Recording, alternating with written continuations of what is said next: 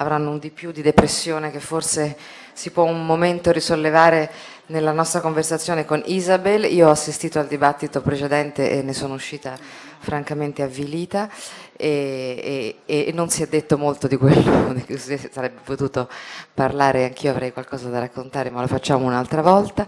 E invece stasera sono molto felice di essere qui a non parlare di questo genere di problemi per una volta, perché altrimenti toccherebbe lamentarsi, e invece a raccontare questo libro di Isabel Wilkerson, che è qui con noi stasera e che parla del libro in Italia per la prima volta da quando il libro è stato tradotto, nel senso che questo libro, che ha avuto un successo straordinario, come molti di voi sapranno, e che è stato per molte settimane vetta alle classifiche dei libri negli Stati Uniti, è uscito credo da pochissimi giorni, non so se 2 o 3 giorni in Italia, e noi ci auguriamo che abbia lo stesso successo, perché in effetti è un lavoro giornalistico straordinario. Allora io coglierei l'opportunità di avere qui Isabel per chiederle, poiché noi davvero da questo punto di vista siamo alla preistoria, per chiederle intanto come ha potuto realizzare questo libro, cioè partirei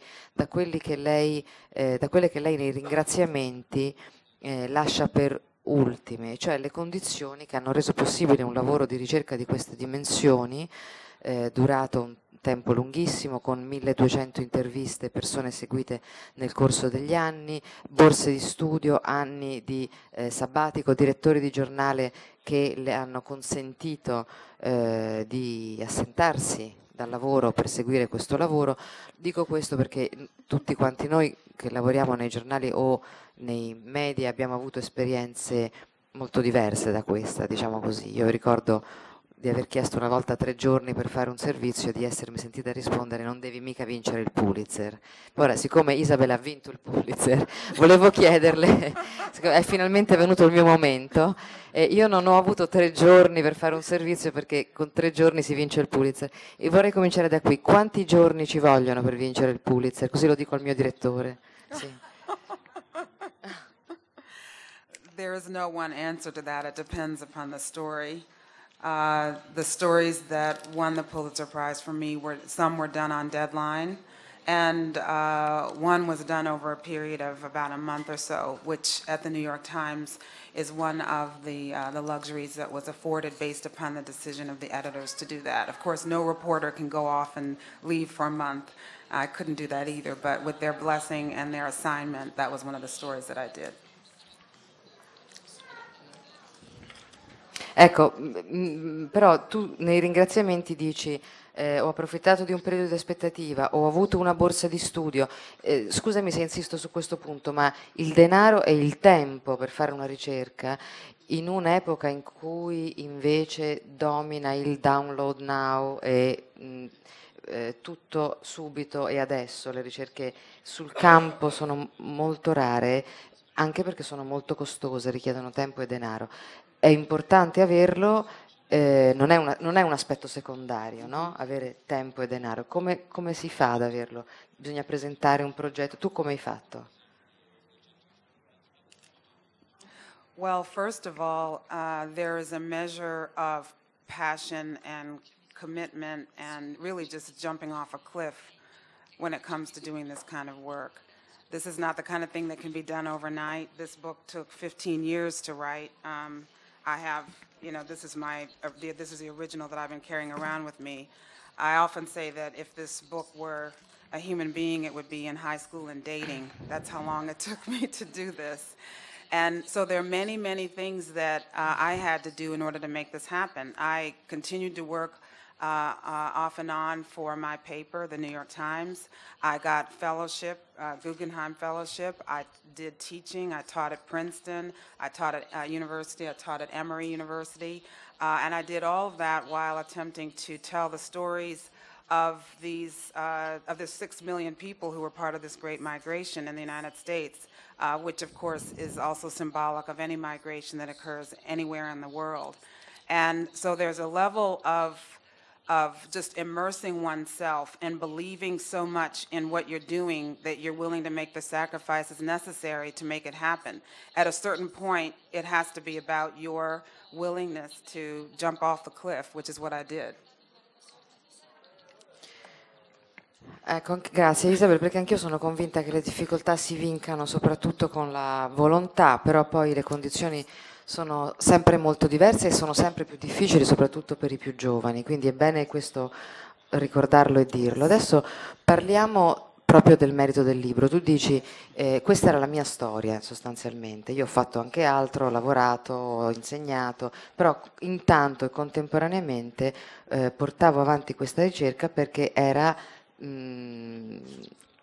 la tua storia, no? Perché era qualcosa che tu volevi fare a prescindere dal tuo lavoro quasi indipendentemente. C'è quella parte in cui parli dei tuoi genitori che racconta di una identificazione molto stretta fra la tua vicenda e quella che sei andata a cercare. È un po' come se tu fossi andata a cercare le radici di una storia collettiva che è anche la tua. Questo è un'esigenza che nasceva prima della tua attività giornalistica, dopo, durante, l'hai capito cammin facendo? Come sono andate le cose? Yeah. Well, you know, often writers are told to write what they know. In this particular case, I wrote what I did not know. It's often been said, or it's been reported, that I was inspired by my own parents' migration. I should preface it by saying that my mother was from Rome, Georgia, in the United States.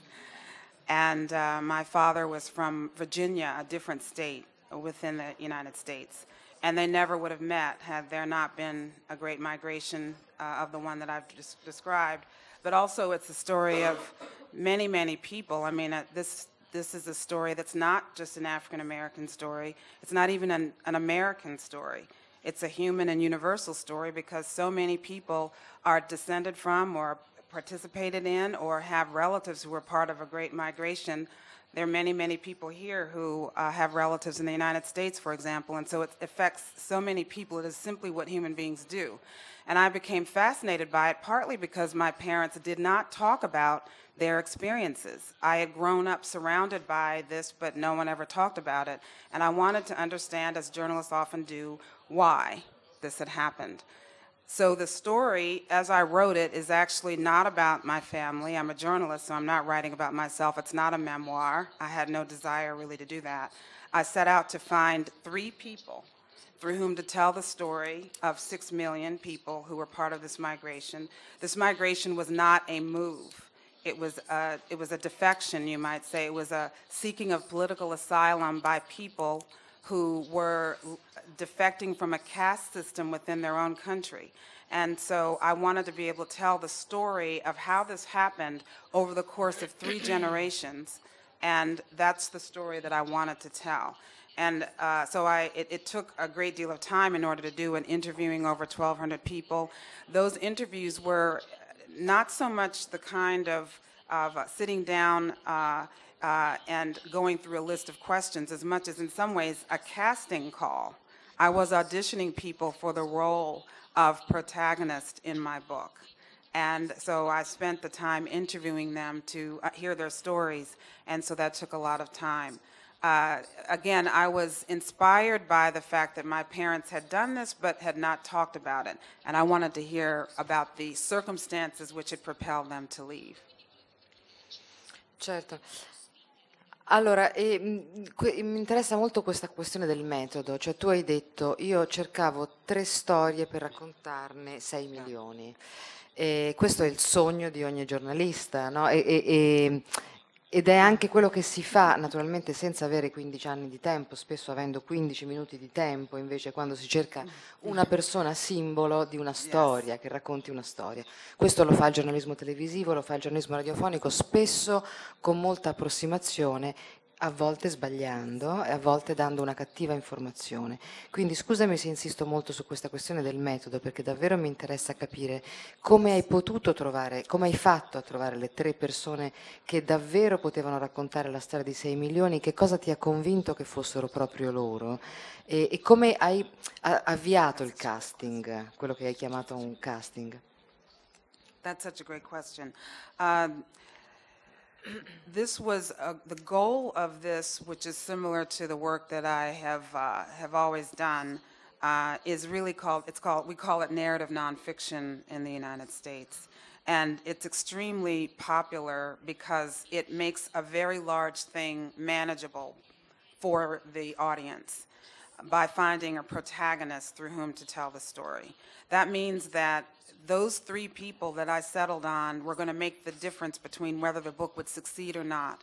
And they would be the ones that I would be, through whom I would, and also the readers would understand, experience, and go along on the journey of all of the people who are part of this, or all the people who are part of any migration stream that's ever occurred. And so I was looking for people who were ordinary people in extraordinary circumstances, which is the kind of work that I have always done. I was looking for people who were accessible in every sense of the word, in terms of time that they'd be willing to spend with me, the accessibility of their emotions and of their experiences, their willingness to share their story fully. I also was looking for people, which in narrative nonfiction and for journalism, narrative journalism is critical, and that is people who are real and are recognizable, and not perfect people. These people are beautifully flawed, complex people, and they did not present themselves as perfect, which is a good thing for me. I could freely be able to describe them as they truly were. It took a lot of time. I do not mention 15 years lightly. I was doing other things. I was writing, continuing to write for the paper. I covered Katrina. I covered many other things for the paper in between. So it's just that it took a long time. Another thing that took a long time was the fact that these were people who were up in years. And it's an occupational hazard that if you're talking to people who are octogenarians, people in their 80s, and even into their 90s, that they get sick, that things happen. And there'd be times where I'd go to interview them, and they'd actually, instead of seeing them in their home or expecting to have an interview, I'd have to go to the hospital and see them there. So there were many obstacles to telling the story, even after I had identified them. But the main issue with the selection of the people was that it was imperative. And I knew how important it was that I actually took 18 months in this 15-year period of time to just identify the people, because that was going to be everything. Once you're in, and you go with what is presented to you once you've identified your protagonists. Over the time of working at the New York Times, I had determined or figured out what I was looking for. It's hard to even express.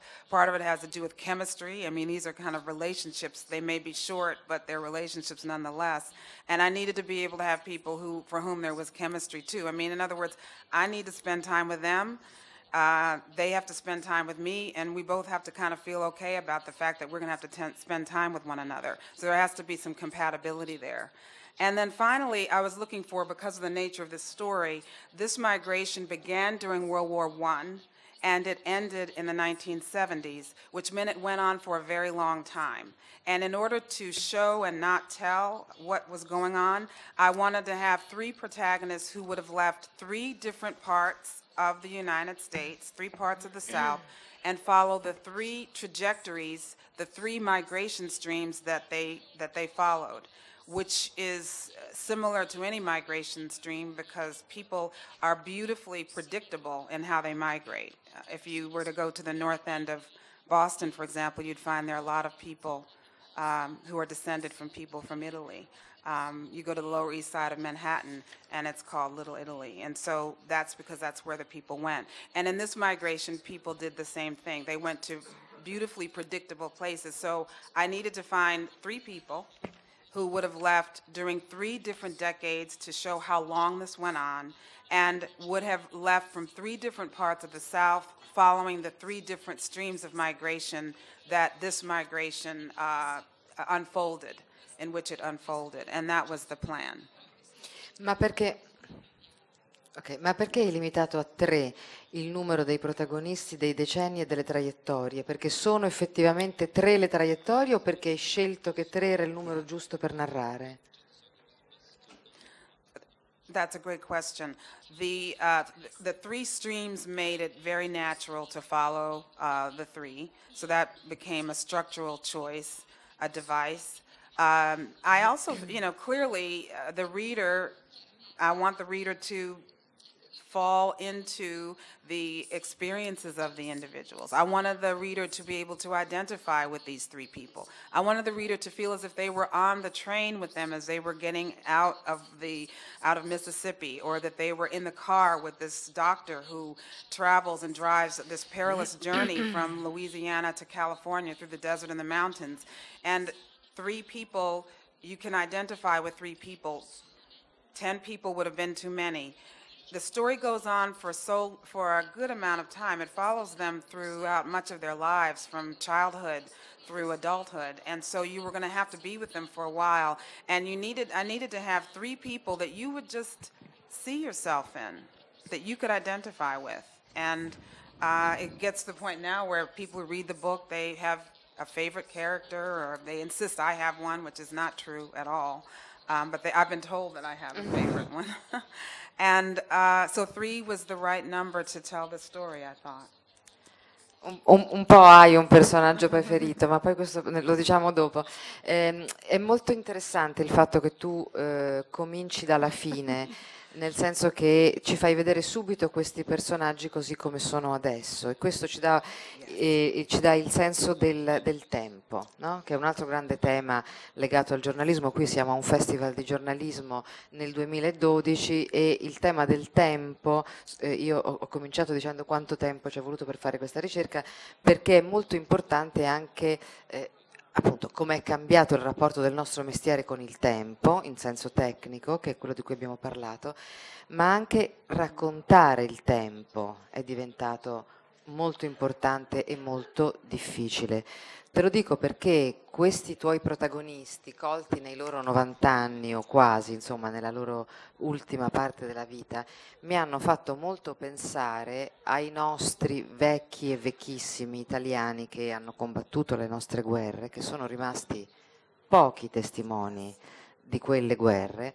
Te lo dico perché non so se tu sai che oggi è il 25 aprile, il 25 aprile per l'Italia è una data molto importante, e per noi avere una memoria di quello che è successo il 25 aprile, chi fa il giornalista oggi ha una grande responsabilità, perché può ancora trovare in vita gli ultimi, davvero gli ultimi testimoni di una stagione che hanno vissuto da bambini, no? Hanno oggi, gli ultimi partigiani hanno oggi 90 anni ed è un lavoro che io sono sicura che se noi fossimo in America una Isabel Wilkerson lo farebbe senz'altro. In Italia non lo facciamo anche perché non ci sono i soldi, non ci sono i finanziamenti, ma anche perché è diventato molto difficile, così come per voi è difficile parlare della grande migrazione, delle ragioni della grande migrazione. Tu dicevi i miei genitori non ne parlavano, e i tuoi protagonisti anche hanno difficoltà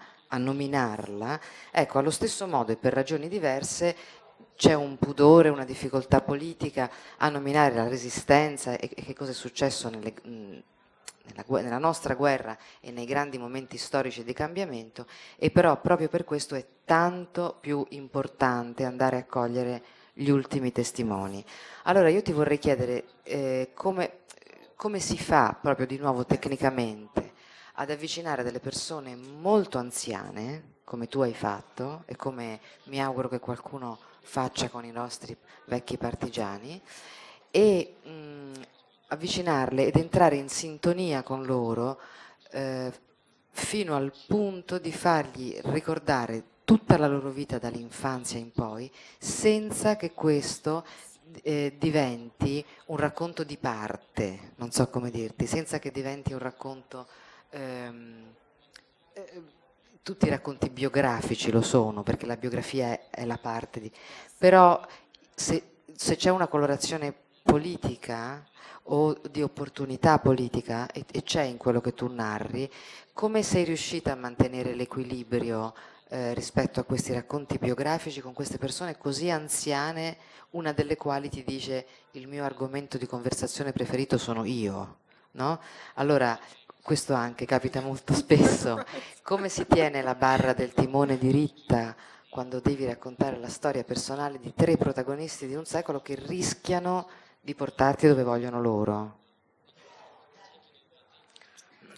Yes, first of all, I want to say that I'm so honored and humbled to be here on this special day. I cannot tell you how in some ways coincidence can be stranger than fiction, you might say, because I feel such a deep connection to the idea of liberation. And this migration was in some ways a liberation of these individuals who had been in the lowest caste in their own country after having been there for centuries, and that the only way out they saw for themselves was to leave. And sometimes when there is no other option, that is the option that one can take. This caste system that they were under, I just want to mention, was so arcane that it actually was against the law in the South, in parts of the South, for a black person and a white person to merely play checkers together. And it was actually against the law for an African-American motorist to pass a white motorist on the road, no matter how slowly that person was driving. And that any breach of the caste system that they were under, that ruled their lives from the moment that they woke up to the moment that they went to sleep, and also determined what they could do for a living on the basis of what they looked like, that actually that caste system was so arcane that it required extreme measures to maintain it, so that these people faced, every 4 days, someone in that caste was, believe it or not, lynched, meaning killed publicly, every 4 days during the 2 decades leading up to this migration and the decade after the migration began. And so these were perilous times. Again, this was not a move. This was for many people a fleeing for their lives, and it was the only thing that they could do to free themselves. So in some ways, it's a liberation experience. It was a leaderless revolution where one person added to another person, added to another person, multiplied by millions, could actually change the region of the country that had held them down for so long, and they actually were able to change the region that they had been forced to flee. And that shows the power of the individual decision and what it may take to get freedom. And so I can only say how humbling, it almost gives me chills to be here on this special day. I'm honored to be here. When it comes to... Grazie, hai ragione Isabel, è una liberazione, il tema della liberazione è un tema che non ha confini di tempo e di spazio, no? Tu dicevi all'inizio, la migrazione, io racconto quella migrazione, ma è un racconto che vale in ogni tempo e in ogni luogo, e questo è lo stesso anche per la liberazione. Allora, veniamo a invece i protagonisti, parliamo un po' di queste 3 figure. Abbiamo capito come le hai scelte, sono 2 uomini e una donna, però su 3 diciamo, sei scusata, insomma non potevi fare 1 e mezzo, e hai dovuto decidere, immagino, No. non potevi. Però, allora, raccontaci la storia di queste 3 persone, chi sono, perché i lettori italiani ancora non conoscono il tuo libro, e confessa se hai simpatia o no per l'unica protagonista femminile del libro. Okay, as to your last question, if any parent in the room can tell me which child is their favorite, I can tell you which of these 3 was my favorite.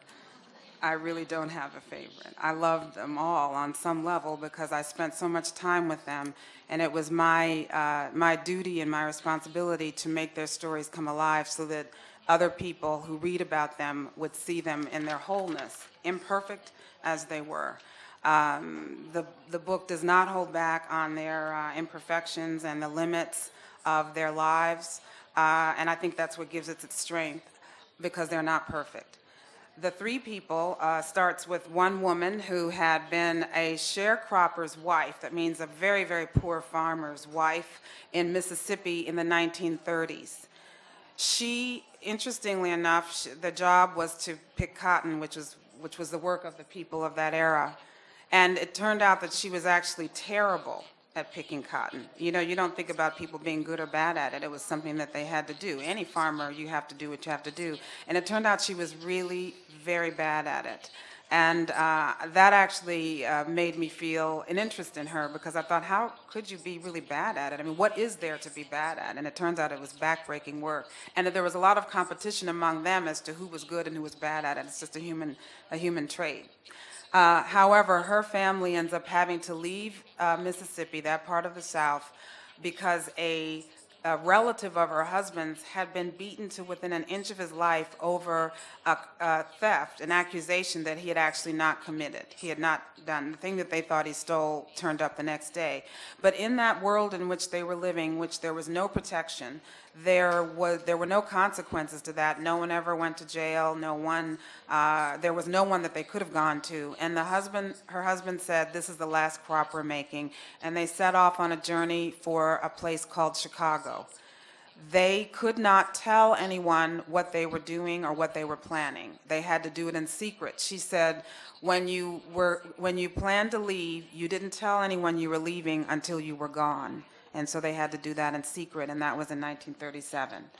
In 1945, a man leaves Florida because he was in a little better situation than she was, than this woman Ida Mae. He had gone to a couple of years of college in a segregated school. All the schools were segregated. You could only go to a black school if you were black in that era.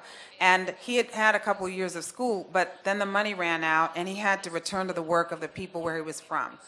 That work in Florida was picking oranges. But when he got to do this work, it turned out that the work was extremely dangerous and very poor paying. They had to climb into 4-story high trees, and many of them would fall from the tree and hurt themselves. There was nothing that was there for them.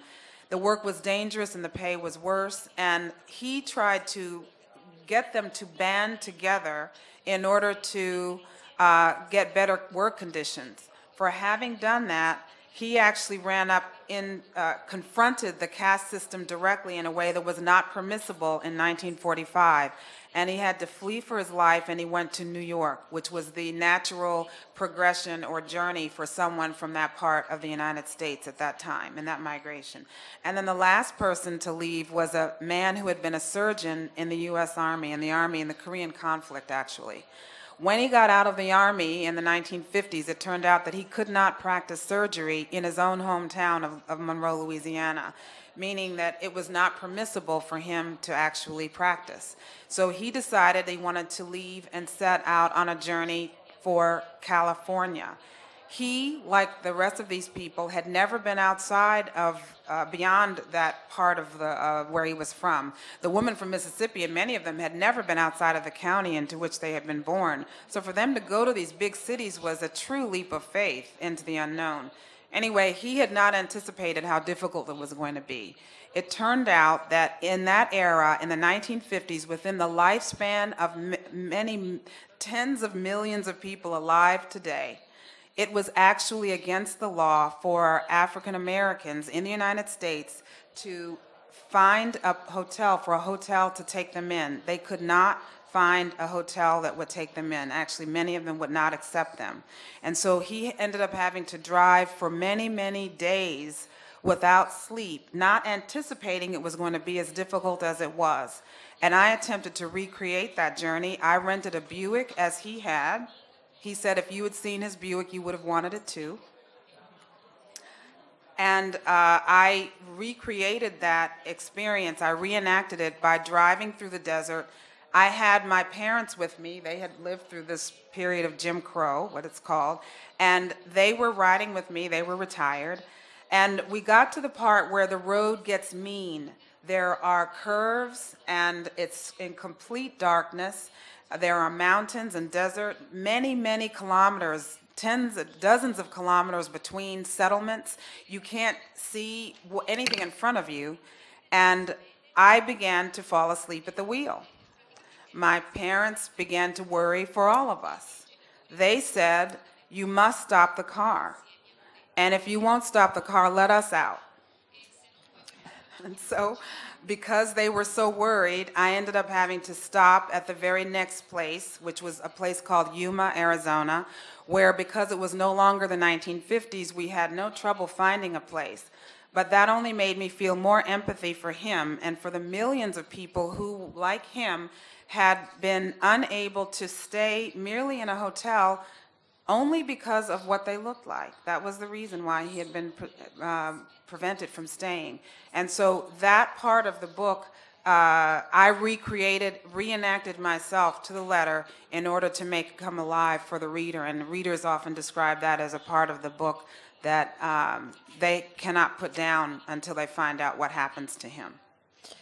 Senti Isabel, noi abbiamo parlato dei protagonisti, adesso vorrei parlare della storia del linguaggio, perché in questo libro, che attraversa un tempo così lungo, tu racconti non solo la migrazione, ma racconti anche, a proposito di questo aneddoto, la diversa percezione sociale, diciamo così, il diverso grado di integrazione sociale tra gruppi, e anche con molta efficacia, devo dire, in maniera molto cruda, il cambiamento del linguaggio rispetto all'identificazione di un gruppo. Tu dici, si diceva negri all'inizio, poi cioè da negri a neri, diciamo così, è passato del tempo.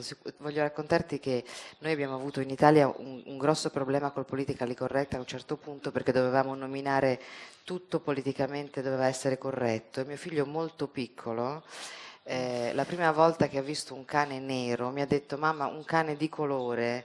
E io gli ho detto: no amore, il cane quando il cane è nero si può dire nero, perché a scuola sono stati ossessionati per un periodo dal fatto che non si poteva dire nero, non si poteva dire nero.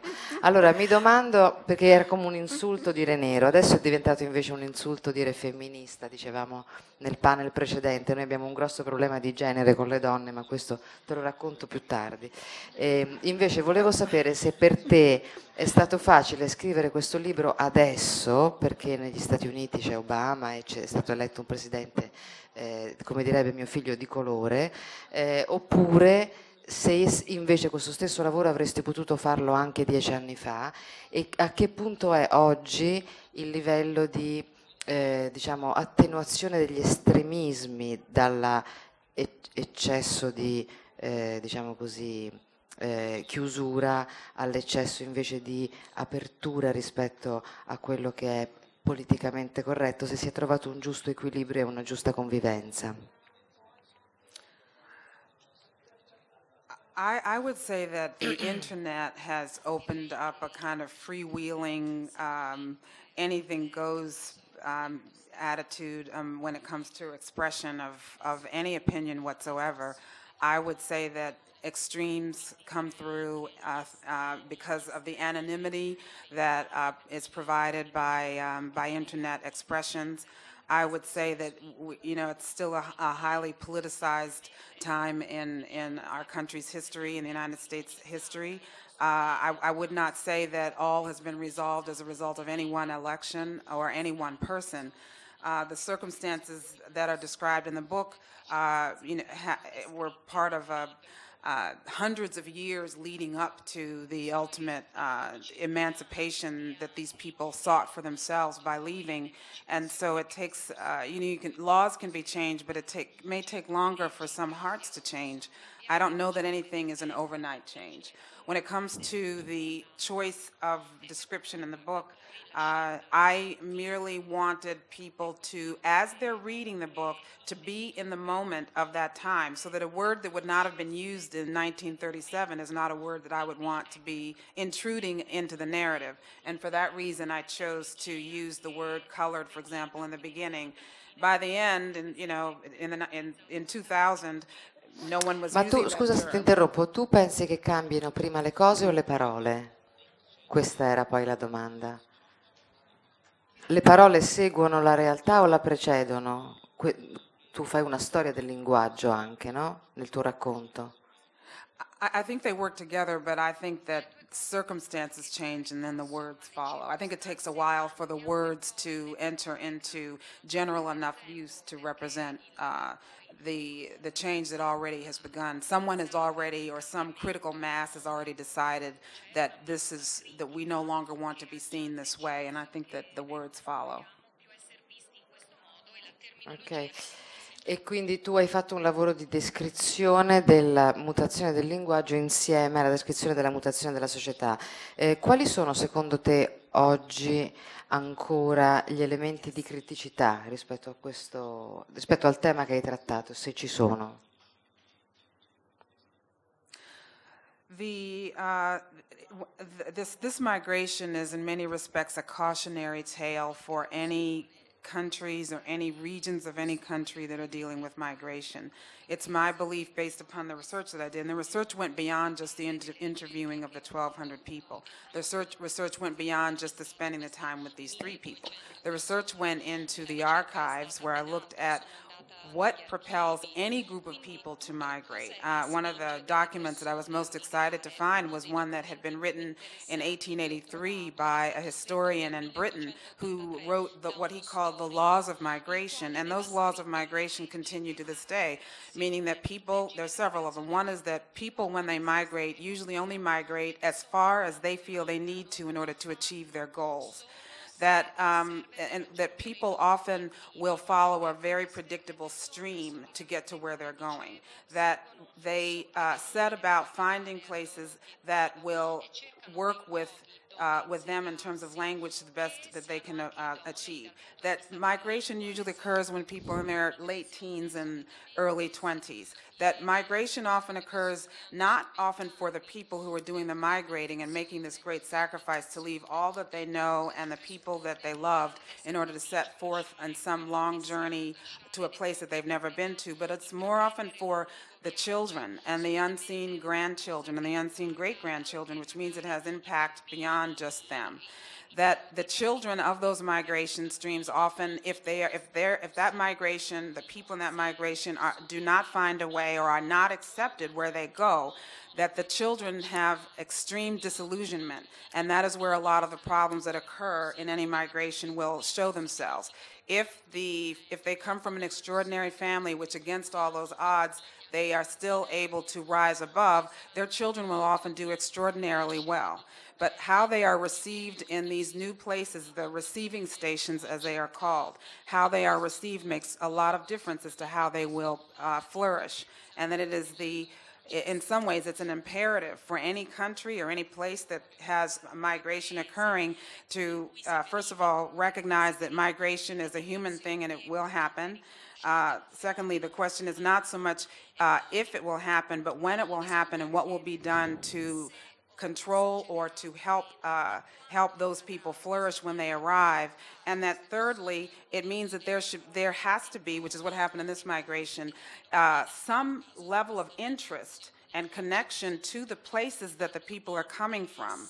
Because it's whatever is going on where they're coming from, they're not feeling that they can be their fuller selves or flourish, and so they're coming someplace else. And that means that whether a place likes it or not, they have a vested interest in that place where the problems are occurring. In the United States, these people were leaving the South and going to the North. As a result of this huge influx of 6 million people into the North and the West, the cities and the powers that be in the North and the West began to look at what is going on in the South. And it turned out that there had been efforts to fight what was going on, efforts to resist this caste system, but they were like trees falling and no one was there to hear them. As a result of so many people arriving in these big cities in the North and the West, the reporters began to go down and to look at what was going on. There was a great interest in what was going on in the South that was propelling these people to leave. And it was then and only then that the change actually occurred to make the South, in some ways put the South under so much pressure that it had to eliminate those laws that were creating the caste system to begin with. So that meant that when they did that, this migration ended. It ended. That was it, because the people no longer had the imperative to go. So that's why I think it's a cautionary tale for any place that is dealing with migration, that whether we like it or not, whether an entity likes it or not, they have now been pulled into the vortex of conditions in a place far away, and there's now a pairing that has occurred. And I think that the last thing I'd say about immigration is that many places are concerned and get worried when migration begins to occur, and they have no control over it. But the time to worry is when no one wants to migrate to where you are. Because when no one wants to migrate to where you are, that's atrophy for the community that you're in. And that actually, immigration and migration generally is a sign of vibrancy and hopefulness that people have in that new place. And it actually can be viewed as a positive sign if one wants to look at it that way. Senti, tu racconti storie fortunate alla fine, nel senso che i protagonisti che hai scelto sono persone che sono partite da una situazione di grandissimo disagio, fuggendo, no? In cerca di una libertà che non avevano, e hanno avuto fortuna, hanno trovato quello che cercavano alla fine. Naturalmente non sempre è così, in moltissimi casi non è così, a volte purtroppo nella maggioranza dei casi non è così. Ti dico questo perché noi in Europa viviamo una grande emergenza rispetto al fenomeno migratorio, come saprai senz'altro, dalle coste del Nord Africa, ma non solo, verso l'Europa. E questo ha suscitato una forma di chiusura formidabile nei confronti dei fenomeni migratori, per paura o per protezione, e anche delle forze politiche sono nate contro, per arginare le ondate migratorie, o hanno fatto la loro fortuna su questo. Quindi diciamo è un fatto di geopolitica che poi diventa un fatto politico e che poi diventa un fatto culturale, perché c'è un tema di razzismo al fondo, no? Allora tu parli, al fondo e al principio, insomma dall'inizio e alla fine, tu parli dei pregiudizi che hanno accompagnato la prima fase e non solo dell'ondata migratoria. I migranti neri che vengono dal sud hanno famiglie più instabili, non si riproducono irregolarmente, hanno un più alto tasso di criminalità. Questo è il pregiudizio. Siccome questo è anche il pregiudizio che riguarda tutti i migranti che noi conosciamo, i migranti che arrivano in Europa e in Italia dal resto del mondo, si dice che portano criminalità, portano malattie, Allora ti volevo chiedere che cosa insegna, se qualcosa insegna obiettivamente la storia della migrazione che tu hai raccontato rispetto ai pericoli che un'ondata migratoria possono portare nella comunità nella quale emigrano. Se questi pericoli ci sono, quali pericoli sono e in quanto tempo si assorbe la paura. Well, it's a natural human reaction to begin to worry and to feel uncertainty about what will happen when a large influx of people arrives into a place that has had a fairly stable population. It's human nature. On the other hand, it's human nature for people who make this great journey to want to succeed and to recognize that they have the same yearnings and desires of anyone else who is trying to make it in this very difficult world and economy that we're in. One of the things that came through in this study is that the people who had migrated, while they had been assumed to have been less likely to be married, less likely to be raising their children in two-family households, less likely to be working, more likely to get involved in crime, all of those assumptions and stereotypes that you mentioned, that actually the census data show that the exact opposite was the case. And one of the reasons why, if you think about how human beings act, in a circumstance where you're far, far from home and you have nothing or no one to turn to help you or to guarantee for your help, failure is not an option. It just simply is not an option. And, you know, the United States is, for example, a place that has had people migrating or immigrating for centuries, many of them coming from this country, in fact. And when they get there, they're so far from home, failure is not an option. They have to do whatever it takes to feed themselves and their family. And then when you find out that there's resistance to your arrival, that there's not a welcome mat laid out for you, that actually it may be harder for you to find work. It turned out that these people in this migration actually were more likely to be in two-parent households because they had to be. They're talking about the migrants themselves, the people who actually make the big sacrifice to leave all that they know. They were actually more likely to be not just employed, but more likely to have more than one job because that was what it was necessary, because they were being paid less than others in the North when they arrived. And they were more likely, actually, their birth rate was actually lower than that of people coming in from other countries outside of the United States. And these are not my findings at all. These come from the research that I did, from the research of sociologists. One of the last number I gave you about the birth rate actually came from a sociologist from Harvard. And the numbers about the number of jobs that they had actually came from the census data. So that this is a complete upending of all the things that one would assume. When you look at the facts, you recognize that the majority of them are actually coming to do what anyone else might ever want to do when it comes to making a go of it in a foreign place. Are there people who take advantage? Are there people who are looking to get into things that we would not want to see them in? The answer would be yes for any group of people anywhere in the world. You know, I have not seen a country that or seen any place that does not have anybody committing any crimes. Every place seems to have jails.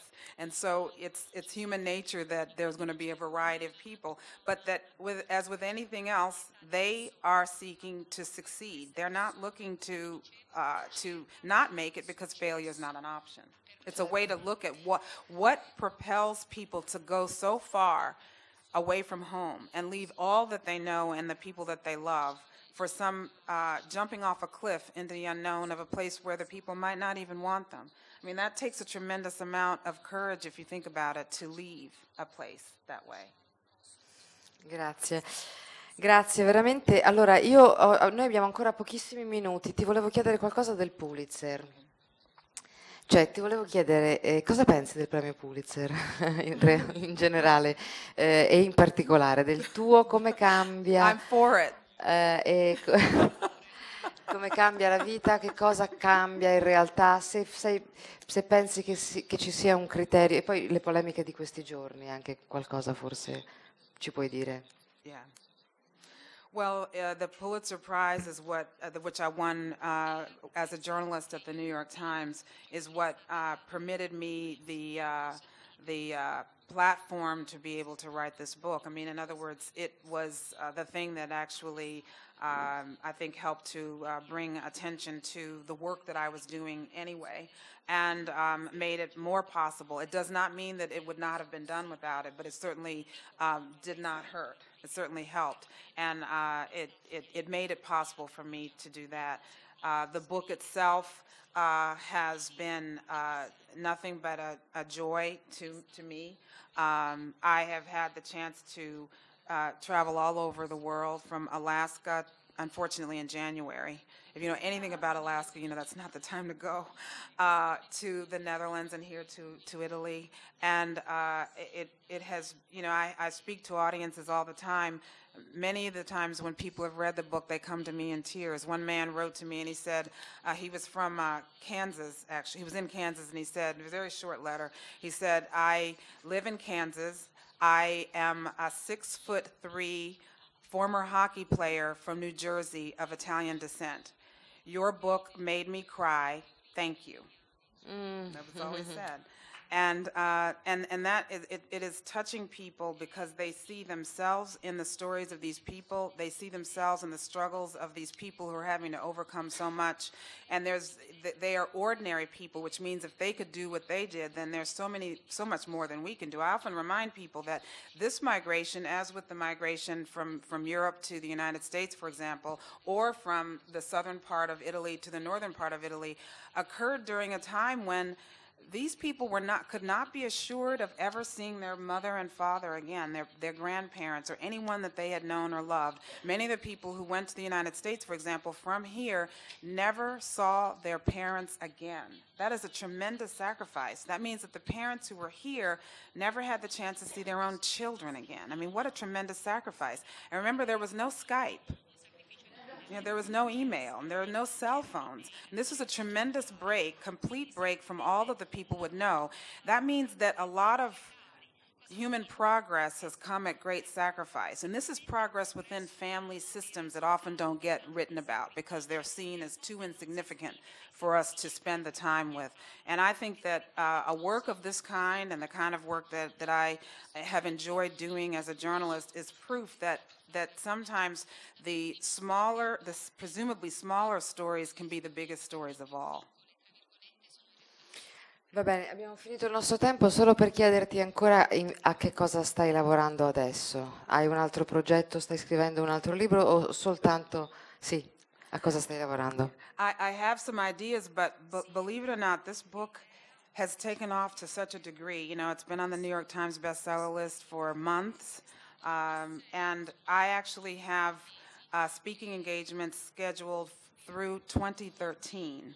I unfortunately even have to leave here because I have to head back to the United States to give a talk at Harvard. So this has taken over my life, and I am grateful that it has. I'm grateful that people want to hear about it, that people are being inspired by it, writers and readers alike, and that people can see. One person, for example, thanked me for a single word, and I couldn't remember really what was on page 231 or whatever page it was. And he said, "Thank you for putting this word in." And I said, "Well, what's the word?" And he said, "The word is Serbia." And I just didn't even really remember when I had put it in there. I made reference to people who had come from Serbia to the United States to make the connection between this human universal story. And he wanted me to know that there was a passage in which I cite Langston Hughes, who wrote about, Richard Wright, who was writing about how warily they hugged their suitcases upon arrival in these big cities, and that they were fearful of what was going to happen. They were fearful of pickpockets because they were new in the city and that anything might happen to them. And they had a little piece of paper that said the name of a cousin who was living on some street, and they had to find their way to that street. Imagine every immigrant who's ever had to do this had that experience.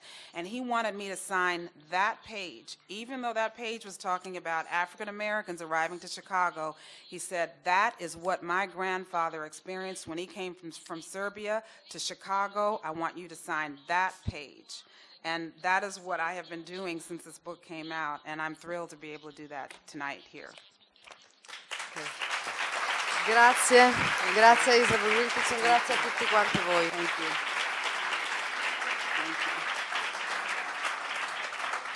Veramente grazie. Tutti i complimenti.